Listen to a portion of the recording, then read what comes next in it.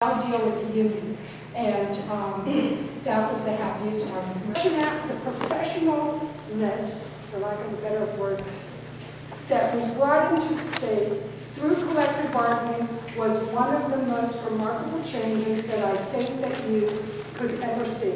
People willy-nilly did things without really reviewing. In each instance, public sector workers are under attack. It's not really so much about wage and benefits as it is some ideology to crush the unions, to crush collective bargaining, to remove unions as an instrument of negotiations, which is deeply threatening and offensive. The time the cry has been jobs, jobs, jobs. They're cutting jobs, jobs, jobs.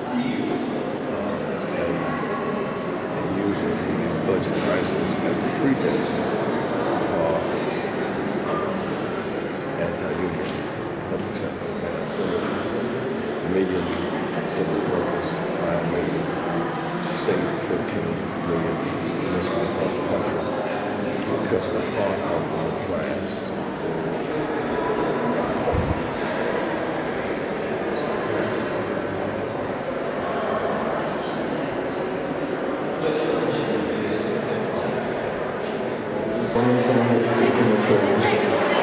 Inside the Ohio Assembly. Focus to creating jobs, strengthening schools and communities.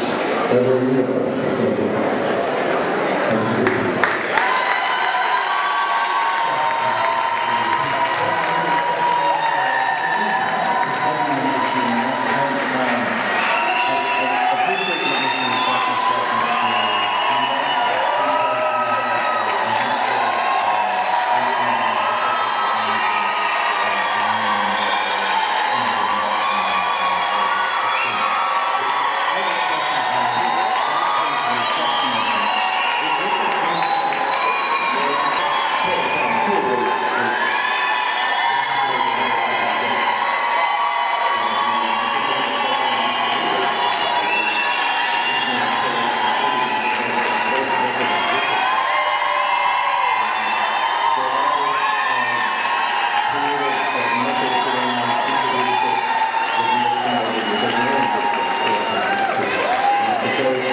We'll go to the left and then back up a little set of stairs. Love you, man.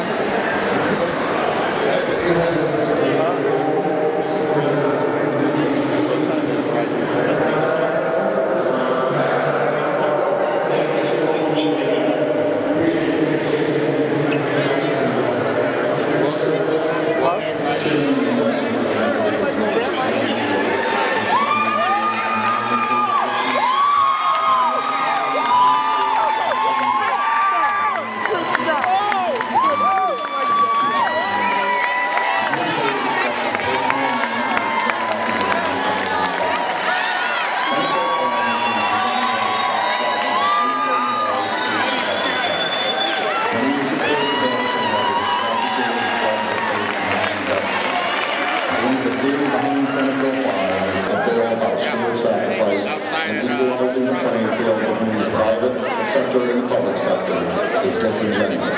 This bill is draconian and goes further than simple economics. Senate Bill 5 does not just rewrite now. Here we go. The proposed legislation in Senate Bill 5 would eliminate all union contracts for new features and dictates that union contracts cannot be for more than 1 year. This provision will undermine Don't let them break your spirit. Don't let them break your spirit. Don't let them break your spirit. Don't let them break your spirit. Don't let them break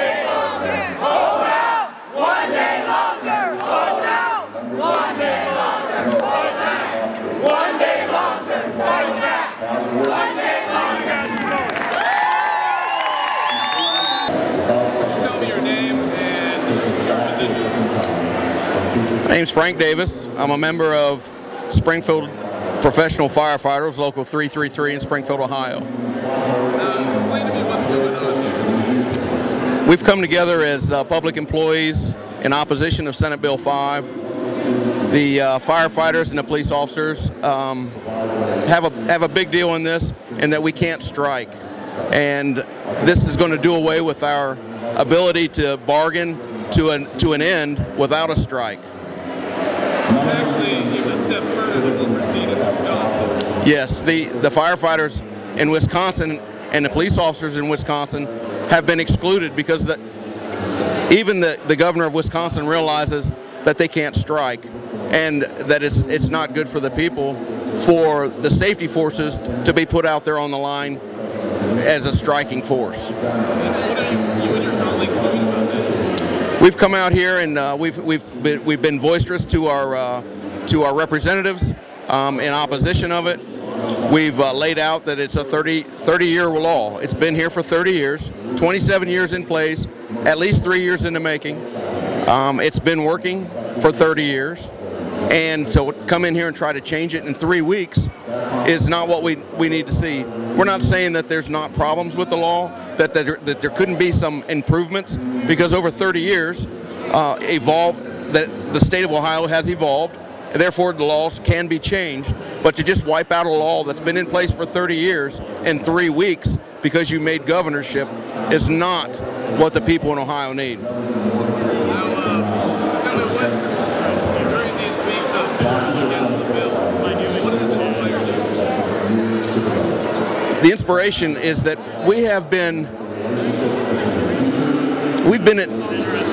been working in harmony with our employers, the cities, for 30 years. No strikes, no safety force strikes since this bill went into place. Prior to that, not the case. It's just the speed that they are trying to take it at is unacceptable. They've made their mind up, and instead of listening to all sides and getting a full perspective of everyone in the state of Ohio, they've got their mind made up and they want to run this through their committee. One final question, in any detail that you can give, how would this affect you? Personally, it would affect me because I wouldn't have a way to go to my employer and negotiate a contract, because the employer then has the complete upper hand. He doesn't have to negotiate in good faith, and it's human nature that if you don't have to negotiate in good faith, most likely you won't. Thank you so much for today, and who you're here with, and what your occupation is. My name is Ann Crawford, and I'm with the Southwestern Education Association. I'm in their union, and I teach for Southwestern. Now, why are you here today? Tell me what's going on around you. Well, we're here to defeat Senate Bill 5 because it affects it destroys collective bargaining, as well as it leaves it up to the legislatures to dictate teacher salaries, class sizes, insurance, the amount that we pay in insurance. Now, how long have you been fighting against Senate Bill? Which Senate Bill was it? Senate Bill 5. How long have you been fighting against this? It's been about a week now. Okay. Is this the first time? This is the first time I've come to the Capitol building. What about the number of people here? First time we've seen this many people out? Last week there were several. I've heard on the news that there were several thousand. This afternoon. But this afternoon, for sure, there were several thousand. Last week, I heard it was in the hundreds, possibly 1,000. But for sure today, it's in the upper thousands. And how late does everyone plan on staying here? They are taxpayers, and they are. Well, it's 8 o'clock now, and I know a lot of people have to be at work tomorrow, so probably till 10 o'clock. It probably will go on longer than that, but I think most people will probably be leaving. Jesse Jackson just appeared.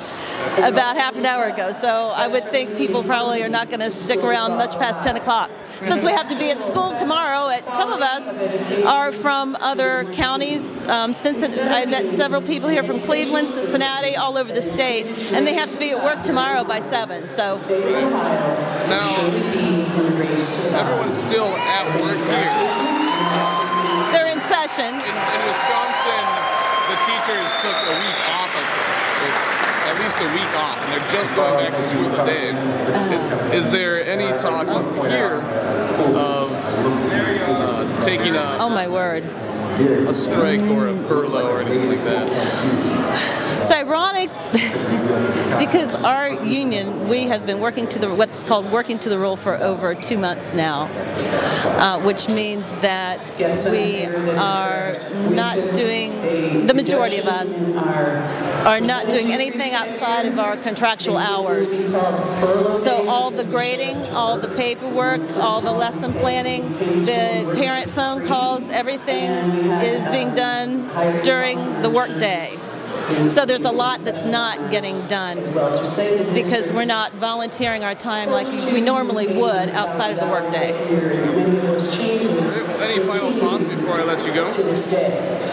I just hope that, you know, we can get the word out and that we get support not only from our own members, but also from the people in Ohio, as well as people outside of Ohio, will band together to defeat this bill. Because what happens here could very well happen in other states.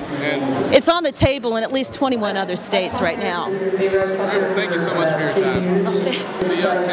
What is your name and what brings you out here? My name is Mark Harrington, and I am the president of Hilliard City School support staff. And so at this point, the potential disruption of collective bargaining is what I'm here for. We need collective bargaining to make every position in our school district work. Now, I've heard that this bill attacks the right to collectively bargain very extensively. Can you go through for a second the different areas that it would affect? Well, our particular local is very diverse. I mean, we're talking about bus drivers, custodial workers, secretaries, aides of handicap and for the bus.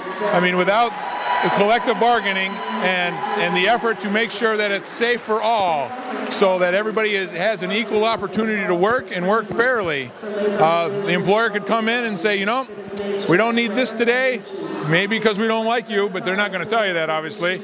But the fact is, maybe we like Joe better than Fred. And so we have to have the contract in place that's safe for all and that ensures the fact that we're going to work and work hard for the money that we earn.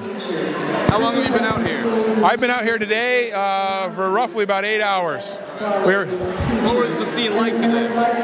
What's that, one more time? What was the scene like today? What did I see and like? What was the scene like? Oh, the scene, sorry. The scene today was very supportive in the areas that I was in, of course. Firemen, policemen, teachers, support staff, you name it, they were there. People do not want to lose their collective bargaining. People work hard. I mean, it's the bottom line of working hard for an honest day's fair wage. These people want collective bargaining. Unbeknownst to the things that are being said here today, this is not a budget cruncher. This does not sink states into the hole. From all the testimony we've heard today, it says there are right-to-work states that are in debt further than collective bargaining states. Don't get me wrong, I mean, it's not millions and billions of dollars, but still, nonetheless, just to show that collective bargaining is not the thing that's taken financial and economic means down. So what do you think are the real reasons behind the bill then? Well, I think they're looking for an excuse. That's my 2 cents. Obviously, things have gone wrong. They've made poor management decisions at any particular level. You pick the state, local government, school management. I mean, when we collective bargain, we have to all agree. Is it our fault that maybe the management offered something we definitely wanted? They've got to make the budget work. We're here to help them do that. It's all about the collective bargaining. We're willing to work with you. You just got to be willing to talk to us. Has there been any discussion? I know in previous areas that I've that there's little to no communication with the unions or with the Democrats before these bills are put up. And that is exactly as I believe it. Nobody's necessarily come to me, which I don't perceive on our local level, but indeed, nobody's coming to these people. Nobody's coming to our union leaders, our state union leaders, to say, hey, can you work with us on getting something that's going to help us? At this point, it's all pushed down your throat, take it or leave it, and a good thing we have good opportunity to show our opposition. How does that make you feel? I don't like it. I don't like being pushed on. I mean, I won't tell you that the union is here to muscle you over, because it's not. But we're here to stand strong for things that are fair, for hard workers, families in need, families that have children. We're here to be fair. Anything to add before I let you go? I think the world indeed has an opportunity to grow from this. I think it's going to be a nation-changing situation. Obviously, we've heard from Wisconsin. Wisconsin's still working hard. We're working hard here in Ohio as well. I'm going to tell you, collective bargaining is the way to go. It's all about the good talks. It's all about being up front. It's all about working to an end of a positive means. So with that, let's work together. Final question. If the bills do pass, would you and your colleagues consider a strike? Well, I think we're going to be bigger than that. I think we're all about filing the proper procedures through appeal. I don't know that we'll strike right away, because I think a lot of the effects would then take effect at the end of our contracts. So we do have time to work things out, to have them reconsider, and to see if we can't work something out. Still, with that directive of collective bargaining. Great. Well, thank you so much for your time. Thank you very much. What is your name? So, I'm Mary Ann Stager. And who are you here with? I'm here with AFSCME, Ohio Council 8. I've been here since about 1:30. So you were here when they officially opened the doors? Yes. Why were they locked? Not clear to me. My guess is they wanted to keep people out. You know, I was here last week, and we had far more people in this building. They could have opened those doors a lot earlier and let people in. I think that they want to prevent people from seeing how many people from the middle class are really opposed to this bill. And but eventually they did open the doors, and they still didn't even let all the people in. They only let some of the people in. Oh, is that right? They actually limited the amount of people in. Oh yeah. I mean, it was like they just wouldn't let people in. It was pretty insane. And security's been pretty tight inside the Capitol. Yeah, it's been pretty tight. You know, they wouldn't let you in and out of a room. You were pretty much had to stay where you were. So. Well, tell me more about this bill. Well, I'm opposed to this bill because I really think it hurts the middle class. Our economy has been faltering, and if people don't have jobs that pay a decent wage, they can't go out and spend money in their economy. And if they can't do that, we're going to lose jobs in the economy. In the community even more. So that's why I call this a job-killing bill. It's a race to the bottom. It's a way to make sure the rich get richer and the working class and the middle class get poorer. And that's a shame, because wages have been stagnant in the United States forever. They need to start coming up. If we're going to fuel this economy, people have to have money to go and buy things, and they don't. So it's really a bad bill. It's a bill that will hurt the middle class. It's not just a union bill. This bill isn't really even about collective bargaining. It's about making sure there's a disenfranchised middle class and working class, and that's just not good for Ohio.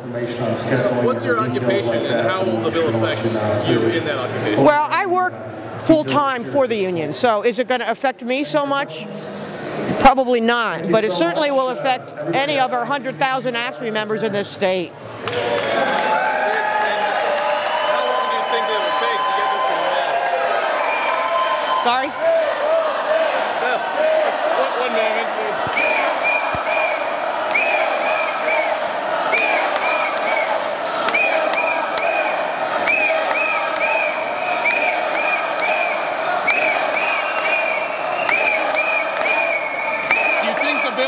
Killed? I think the real goal here, honestly, they will pass this bill or some version of it. It will still severely weaken the middle class in Ohio. and it'll force us to a referendum to make sure the very few organizations that fight for democratic politics, you know, Rachel Maddow talks about this all the time, they're labor unions. If the labor unions have to spend $15 million on a ballot initiative to restore collective bargaining, we will, and we'll win. But the Republicans know we'll have less money to spend in 2012, and this whole thing is really about getting us to spend money so we can't get President Obama reelected.